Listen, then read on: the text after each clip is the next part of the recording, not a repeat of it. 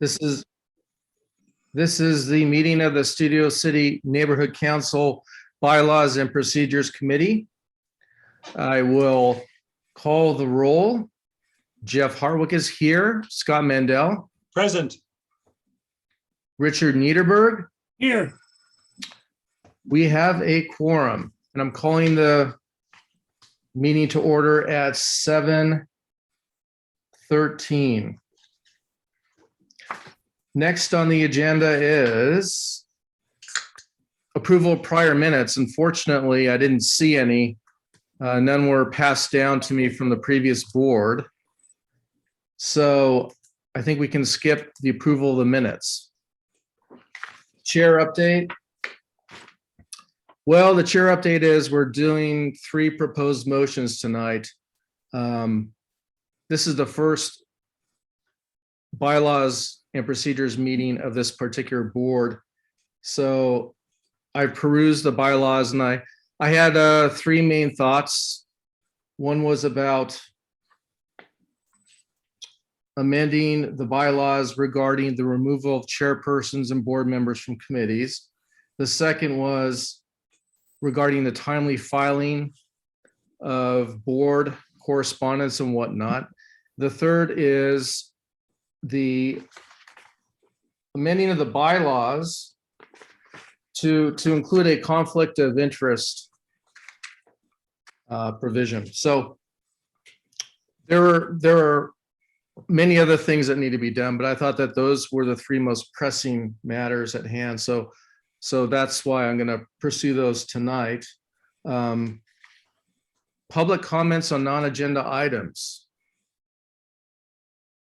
Do I see any hands? Go ahead, number ending in 018.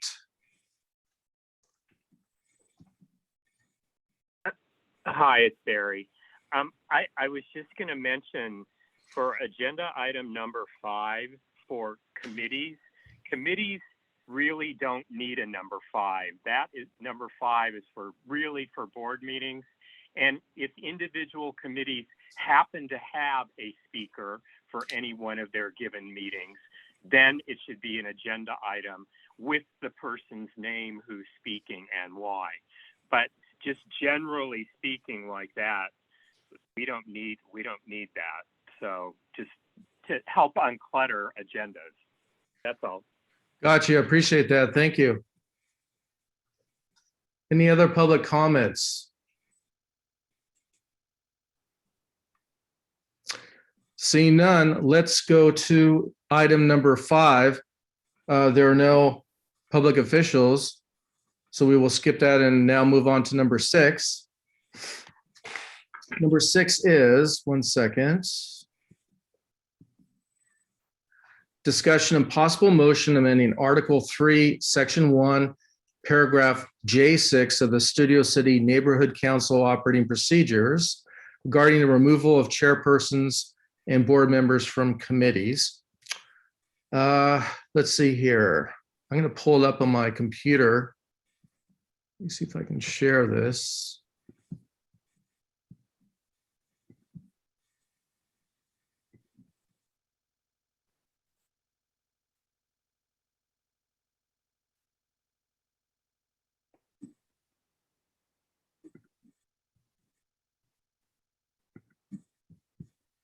One second.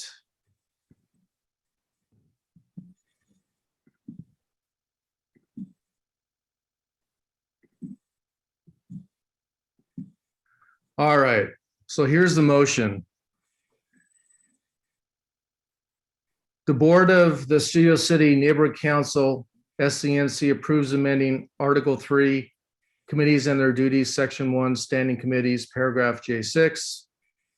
Quote number 6, committee members other than chairs and board members may be removed in the same manner in which they were appointed.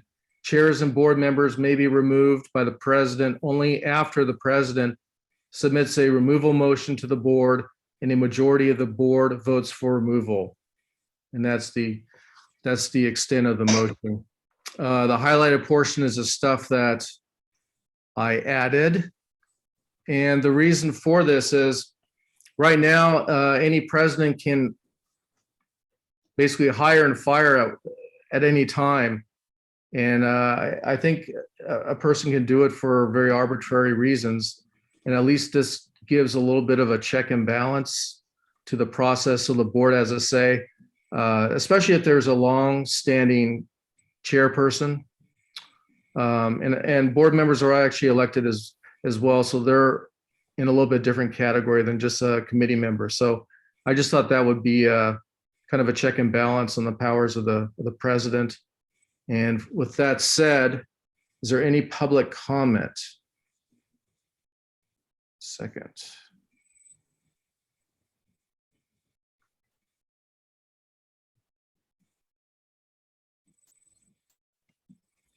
One second. All right. Peter Cole. Hi there. Hey, Jeff. Hi. Anything that can be done to distribute the powers of the executive branch away from the president is a great idea. When you get a president who, how do I say this nicely? Well, you get the idea. No, I appreciate what you're doing and support it. Thanks. Thank you. Barry, go ahead. Hi, I'm sorry you took down what you had on the screen, but so I would just like for you or somebody to explain the difference between what it is now and how it would be under this change. The language that is you're highlighted is the added language. The language that is not highlighted, otherwise it would have been committee members may be removed in the same manner in which they were appointed, period. That's how it currently is construed.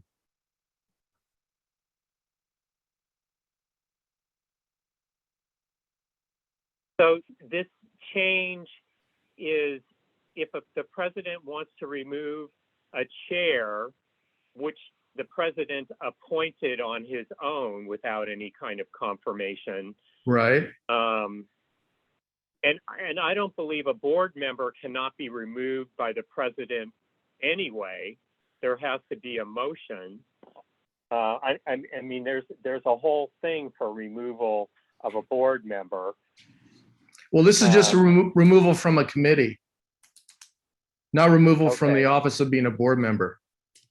So that second sentence, I think, should say chairs and board members may be removed from a committee by the president only after the,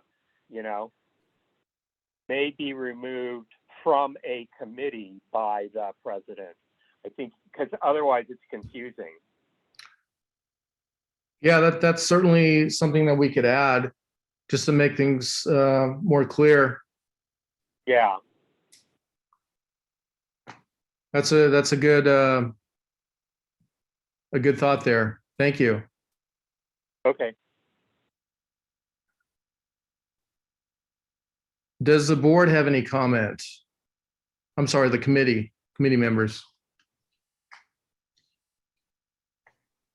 Sure. I actually made a note saying pretty much the same thing that Barry just said, to add chairs and board members who are members of the committee.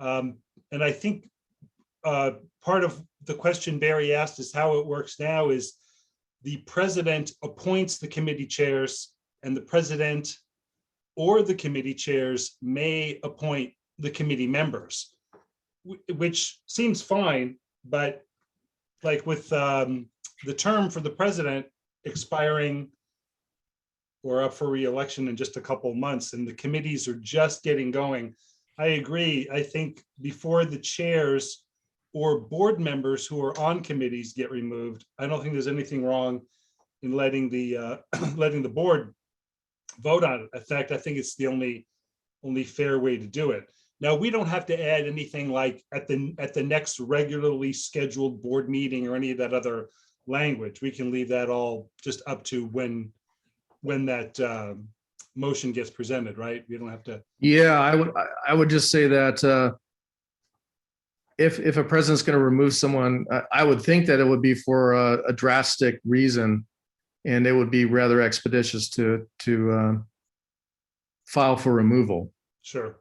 I don't think they're going to linger for several months while the drama goes on. So, I mean, we could add something like that, but I don't think it's necessary. Okay, good. Peter, you want to add something else? Yeah, what about the inverse? Maybe you've covered this because I'm just late to the party here, where the board, or let's say stakeholders, have gone to various members of the board and the president. Let's say the president doesn't want to remove a committee chair, and then you go to all the board members and, you try and get them to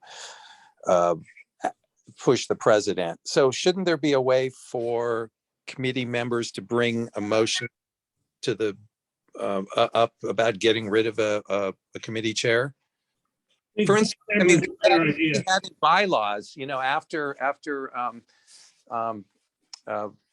Eric Previn wasn't asked back on bylaws, and then we had Lois Weinstadt as a chair who never showed up, and it was ridiculous. I mean, that should have been broomed out. That was wrong. So if there was a way to push that along so you don't waste months, with inaction. So How about, on the last, basically, the president or board members submit the removal motion? Okay, so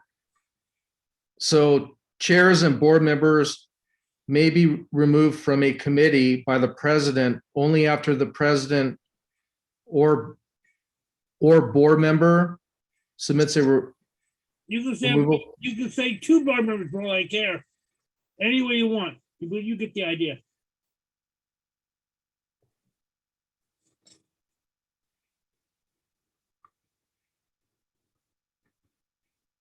That's actually a good point, because then board chairs are stuck unless the president and only the president can remove them.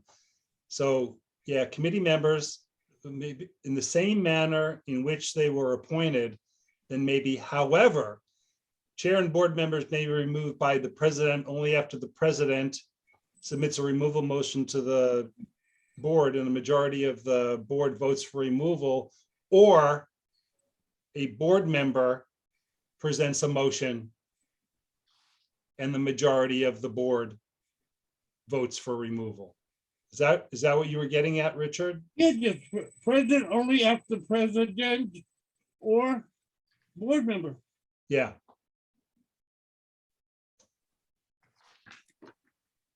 Yeah, that makes sense. Just trying to see how this all fits in. Scott had some good language there. So let me just read. Oh, let me go to Barry. Go ahead, Barry. Hi, I just wanted to say for the record that Lois was browbeaten by email for weeks and months, to the point that she never wanted to take over the committee, and Randy made me acting chair. So there was, that was not a problem, but she was bullied literally into not continuing and stepping down. And this by a former chair who was not reappointed. He tried to say he was fired. He just was not reappointed. And it's like every time we get a new president, every term cycle, the president can appoint who they want. And that person was not appointed, but continued to say he was fired. So it just was all not true. And it's a shame that she was, basically threatened via email and to the point of nonstop harassment that she left. Thanks. Go ahead, Peter.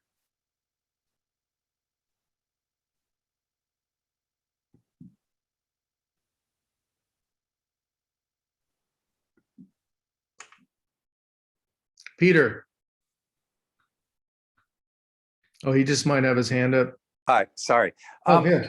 I don't necessarily disagree with what Barry's saying, but I think it's immaterial to this point. I think that if a committee is basically strangled into inaction for whatever reason, that the board should have the right to act to, or, you know, if there was a weird dynamic going on, which there was, then the board should have the right to act and go, all right, this isn't working. We didn't need a new chair for whatever reason.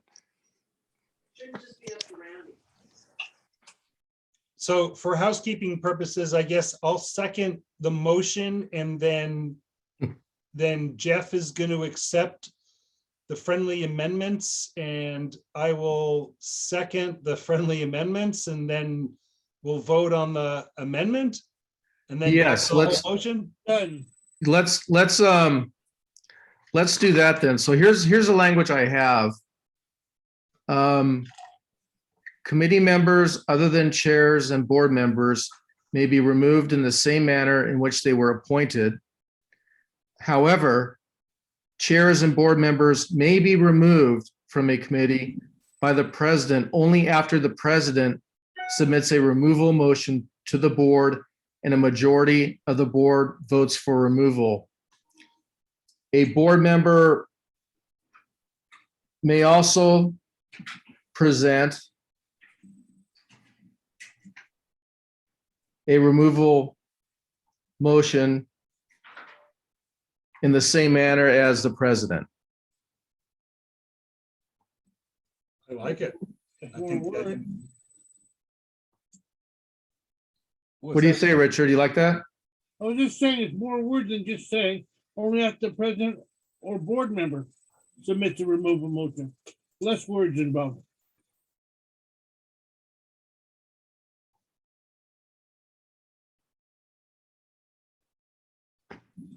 So, maybe we should say then chairs and board members may be removed by the president or the board Yeah. only after the president or board member submits a removal motion to the board and a Right. majority of the board votes for removal. Yes, okay. I don't think you need the first one, but it's okay with me.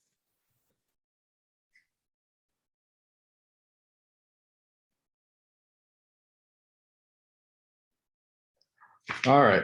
Let's As see far if I as- can read my chicken scratch. As far as the actual committees, the committee members who aren't board members, we're just gonna let that be as it is. Right. Good.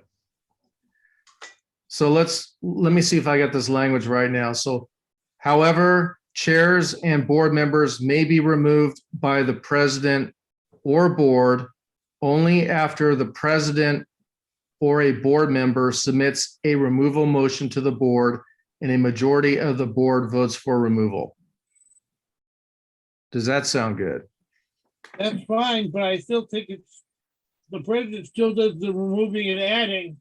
So all you need is the president or board submits a removal motion. That's all you think you need. You do anything you want.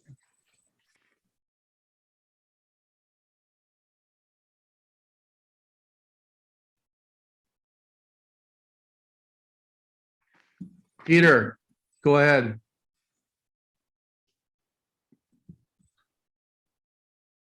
Oops, I'm having trouble with my phone. Now that I said one thing about, having that the board should have an ability to push things along. But let's just let's say you've got a president who's adversarial with a lot of the board might just out of sport try and remove a committee chair. So should there be like after X amount of months, then the board's, 2 months or whatever, or 3 months, the board then can act? Should there be some kind of time frame in there? I don't know. I don't think so. We could think of every single scenario ad infinitum and add it to it, and it would just become too ponderous. I just think that the president should not arbitrarily fire committee chairs and board members from committees, that there should be a check and balance. And I think that having the board vote after the president submits it, I mean, the president, I think, with the revision in mind, would not arbitrarily do something to a committee chair. He would have to make his case before the board, and the board, and it's using common sense, could say yay or nay to that removal process. I don't think we need to put a time frame on it. I think that would just be a little bit too much. Go ahead, Barry.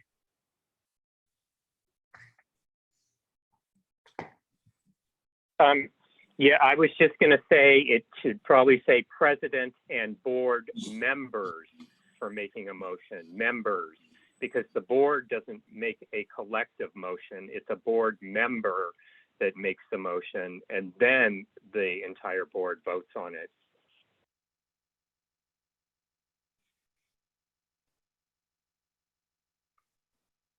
Okay with me. And by the way, I agree with not having the 2 or 3 months waiting. When Rich Adams took over as one of the committee chairs, it was pretty obvious that the people were unhappy, to put it politely.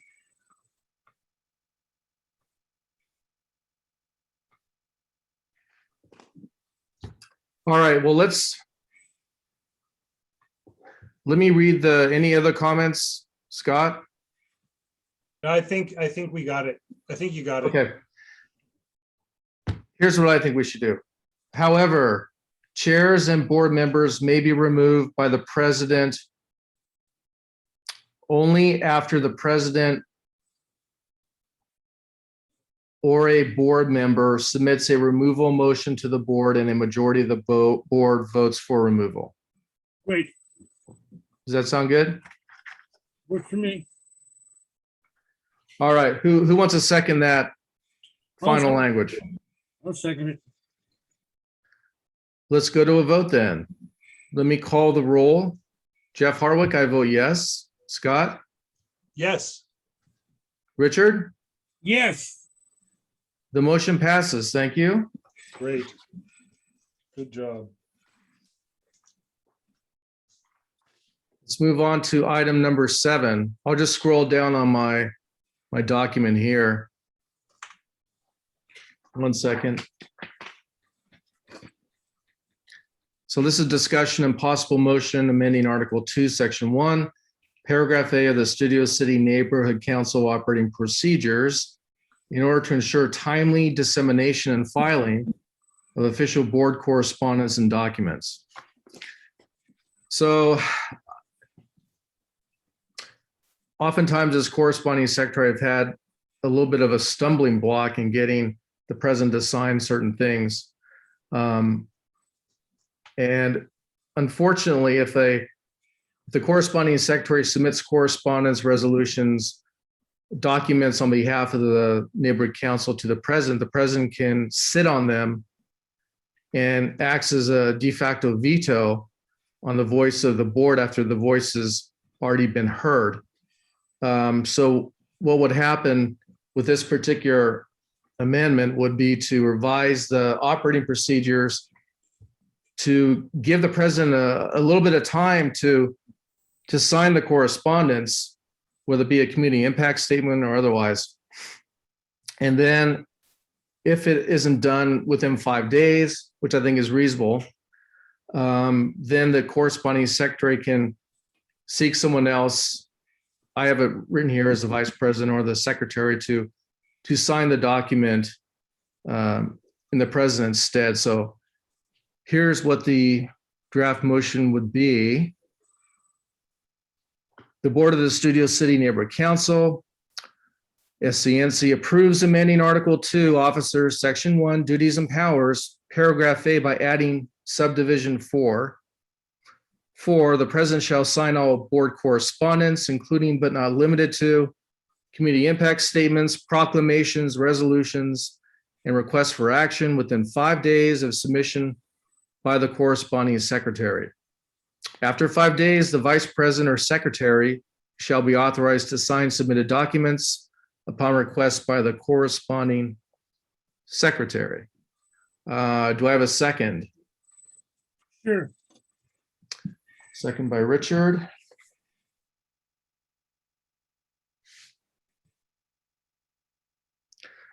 And let's go to public comment. Peter Cole.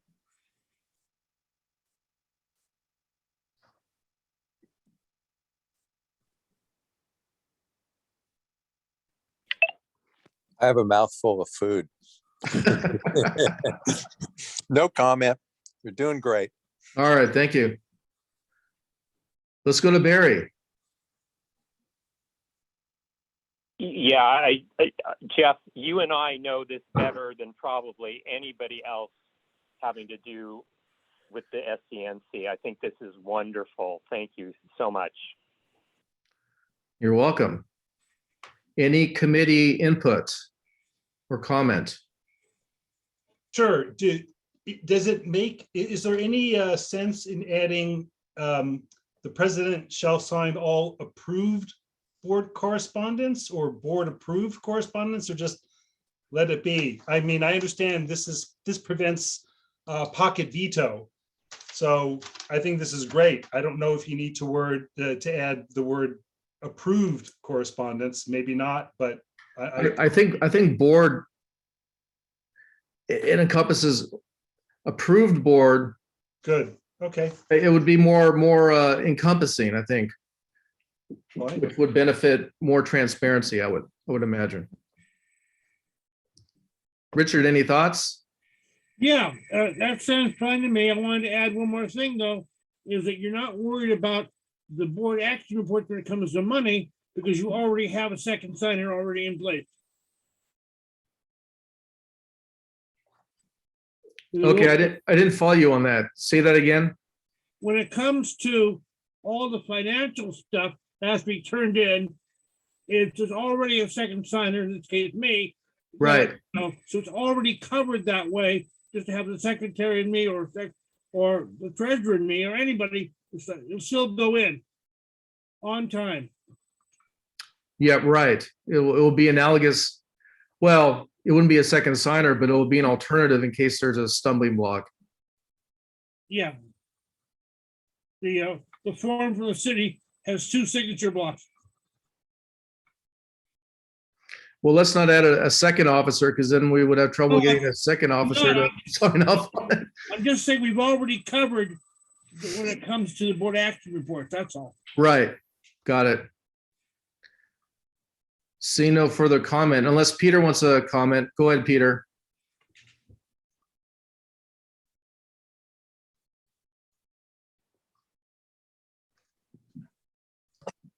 No, we're good. I got to lower my hand. I Yeah, can't. you do gotta that. lower your hand. All right, then.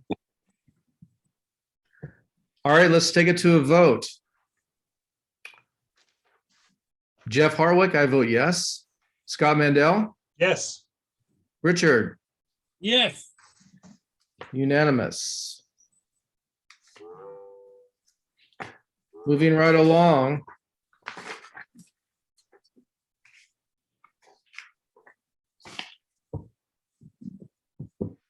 Number 8, I'll just scroll down. Now, this would be a revision to the bylaws rather than the operating procedures. So the wrinkle with that is we have to seek done approval if it's a bylaws change. So I perused the bylaws and I noticed that there really wasn't a coherent conflicts of interest provision. So, let's say a board member is voting on a land use issue and they're an interested party somehow, there's nothing really in our bylaws that mandates disclosure and that sort of thing, other than perhaps a common law duty. So this would codify. actually, it's specifically in the rules from Dunn that the whole, that you have to agree to that before you can become. Right. It's actually law anyway. Right. It is law, but this would spell it out in a much clearer fashion. than not. And it includes potential conflicts of interest that may not only deal with an individual's personal interest, but maybe those of a family member or whatnot. So I think we need something like this. I looked at different neighborhood councils at their provisions because those provisions are within their bylaws, so they've already been done, approved. And I looked at the Brentwood Community Council. They call it Community Council rather than neighborhood. That looked pretty good to me. So I plagiarized it from the Brentwood Council. So here's what it would read. The Board of the Studio City Neighborhood Council, SCNC, approves amending the bylaws by adding Section 12 to Article 5 Governing Board as follows. Section 12, board members' duty to disclose conflict of interest. A board member shall disclose to the other board members any potential conflict of interest due to any financial or business interest that relates to a matter under consideration by the board or a committee. In addition, a board member shall disclose membership in a group or organization other than the stakeholder organization he or she represents that has an interest in a matter before the board or committee, or an interest in an individual or family capacity in a matter before the board or a committee. Any required disclosure shall be made immediately upon the board member's awareness that the board is considering or will consider a matter giving rise to a conflict of interest or appearance of a conflict of interest, and prior to the board taking any action on the issue. If a board member disclosing a potential conflict of interest does not recuse himself or herself, any other board member may call for a vote of voting board members on whether the disclosing board member may vote on the issue. Do I have a second to this? Sure, second. Yeah, Okay, Scott seconds. Any public comment on this? Let's see.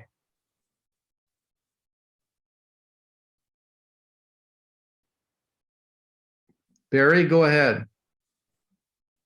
Yes, I think Richard will remember this, but in the past, when this has happened, and I thought it was in our bylaws or operating procedures, that when there was a conflict and something was being voted on, that board member had to leave the room. They could not stay up at the tables where the board members were sitting, and I'm sure Richard remembers this. I do. So, and I thought it was in the bylaws or operating procedures, because I can remember many times this happening. And I think that board member that left the room was allowed to come into the room to make a public comment, but not at the board table. But then they had to leave again. So that's just my recollection, and Richard might know more. Yes, Barry is correct, and it's in state law, which totally trumps city law or bylaws that we have. There is actually in the bylaws, there's Article 14 called compliance. Let me grab it. And it does state that the board has to comply with the Department of Neighborhood Empowerment, City Code of Conduct, City Government Ethics Ordinance, LA Charter, the Brown Act, the Public Records Act, the Americans with Disabilities Act, and all laws and governmental policies pertaining to conflicts of interest. So there is a reference to conflicts of interest, but it doesn't really parse it out. So I think we're all bound by the common law and any conflicts of interest by DUN, but this is spelled out specifically in our bylaws, which I think is important. It's also covered by the ethics training you're supposed to have. In the case of us, the MCLE is free. Yep. And I got some free MCLE from that. So they tell you to not do these things as well, but I think it would be better because there was an issue in the past about this sort of thing. And there wasn't really anything directly on point in our bylaws. So I think that, there is a common law duty, not to engage in this kind of conduct. But I think we need to spell it out just so there's no issue in the future about what constitutes a conflict. At least that's my view. I completely agree. And I think to Jeff's point, this is done approved verbiage. I wouldn't mess with one word, although I'm sure we could all think of a tweak here or there. I think this really cuts to the heart of the matter. And since this was already approved by Dunn, and it's probably not really worth changing anything about this. The only point I'll make is there are conflicts or potential conflicts of interest that are not financial or business that board members do bring to the board, whether it's traffic issues on the street or area they live in, street lights, construction within, half a mile, quarter mile of where they live. 500 feet, Yeah. 500 feet. Right. Yeah, those all appear to be, and I think we could probably call them out at meetings, but this really cuts to the heart of the matter. This issue did come up at one of our meetings regarding a motion for funding regarding a person who had an interest in a group that would be receiving funding from a community impact statement and a matter before the city council. So I'd like to leave it. I mean, I agree with Jeff, and I would sort of leave it just the way it is. I would concur. With that, let's go to a vote. I will vote yes. Scott? Yes. Richard? Yes, All right, pass unanimously.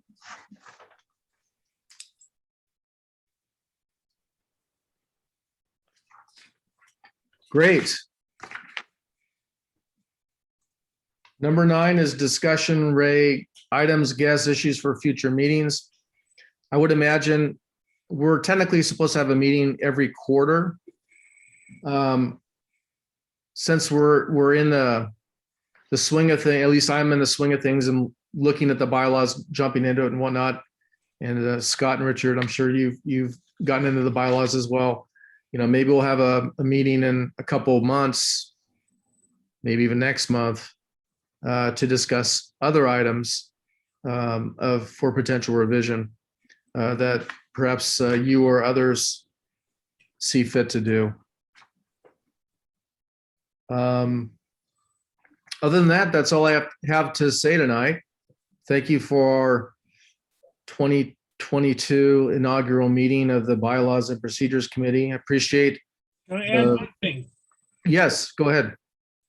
When it comes to future bylaws, I like to quote the movie Butch Cassidy Son Had Kids, and it is rules in a knife fight, no rules. Well, we haven't gotten into a knife fight yet, so.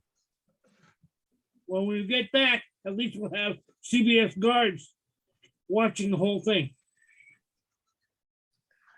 This is true. Any rumors about when we're going to get back?